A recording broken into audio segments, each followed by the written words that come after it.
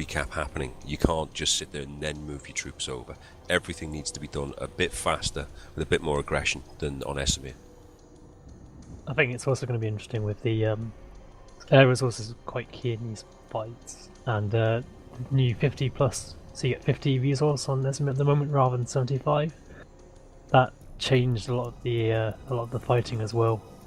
So how did you guys feel about the resources throughout the whole match? Did you ever feel resource starved? Did you ever go to pull that C4? Yeah. It's crap. There you go. The current meta, we were talking about it as well. Says he's got no more resources to pull planes. That's the whole thing gone down the drain. Yeah, that happened to us several times too. From what I was getting from my air lead, that we were just... This was, I think, the first time in the past couple matches where we've actually had to sit down and almost off the get-go and say, we are not winning air dominance. Like, we're keeping them at bay, but we were down, I think, 3 times in that whole match. And when we went down, we just made sure that we applied that 48 guys as infantry to a point somewhere to just give us some breathing room while they got resources back. Yeah, I mean, it's 7 minutes good. to... 7 minutes to, if you lose all your resources, it's 7 minutes to get enough resources to pull an ESF. Yep, and so then that's also a cap. Yeah, it's a tech plant cap. So you can't have, even though most servers do air squads, you can't really do that if an air squad loses all its resources. Then you have no air for 7 minutes. Well, that for me was key. You being able to put that 4 squads for 7 minutes on a base. Flexibility really going forward is something that is going to serve you well, and just being dedicated air. If you kind of airborne then infantry when you run out of resources, that is a really good thing to have. Otherwise you're just going to have, what are they going to do? Oh, I've got resources, that's 4 planes or something out of a platoon. You need to be able to say, right, the decision is you're all ground forces, you may not be as effective, but this is your point. Right, well, I think we'll call it quits for tonight, guys. So thank you very much for turning up and playing. We will see you all in 2 weeks' time in your respective Amrish games. Better luck next time, Miller. Keep fighting, because I'm a Millerite, and I kind of broke my heart today to watch you lose so badly. And well done, Connery. You guys definitely deserve the win. You played better despite all the kind of adversity that we came over. So we'll see you guys next week, in 2 weeks' time, and we'll look forward to tomorrow, where we'll see Emerald versus Cobalt. Now, me and Redland, why don't we just jump out and finish this off? Yep. Oh, any actually last words you guys want to say? Sorry to the stream. Anyone watching or anything you want to say to each other? Yeah, I hate them all and I hope they all die in a fire. There you go. GG Miller, and thanks for teaching us more lessons for the next match.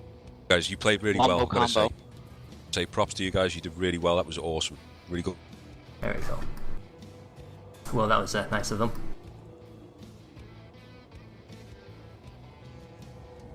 So that was... Oh my god, what's going on? Sorry, I'm hitting so many buttons, and I apologize for that. I'm hitting too many buttons on Twitch. Not Twitch, OBS.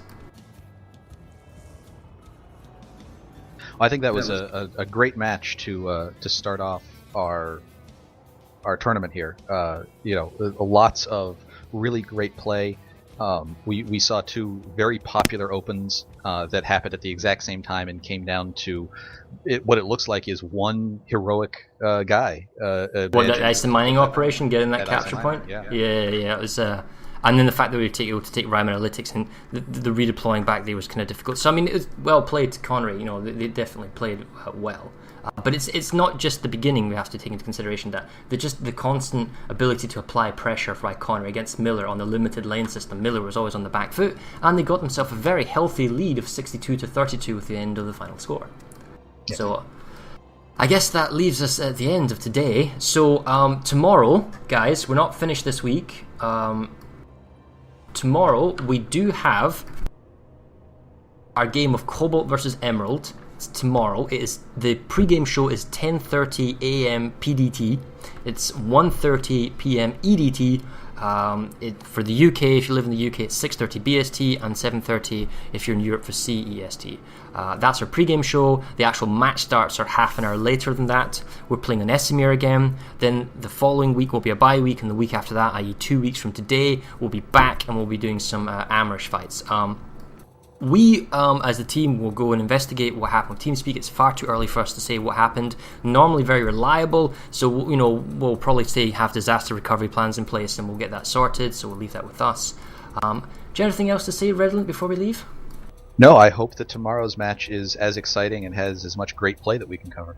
And there's a little bit less if only this or if only that. I don't think both teams were kind of adversely affected, but we'll see tomorrow. I'm really looking forward to seeing how Emerald plays on Esamir, and seeing how Cobalt, who played so well in their Server Smash game, are able to take on Emerald, because a lot of people believe Emerald may be fan favourites, or at least kind of they've got a strong team. But one thing that's maybe not known is that Emerald actually rotates off our two-team system. And I don't know if we've mentioned this before. Emerald, because of their player base, has two teams, so they rotate back and forth. So I'm really, really interested to see how their secondary team, because the one that played against Connery is not actually playing this time. It's a different set of players. So I'll be very, very interested to see how they perform come tomorrow. So as we said, we'll see you guys tomorrow at 17:30 UTC.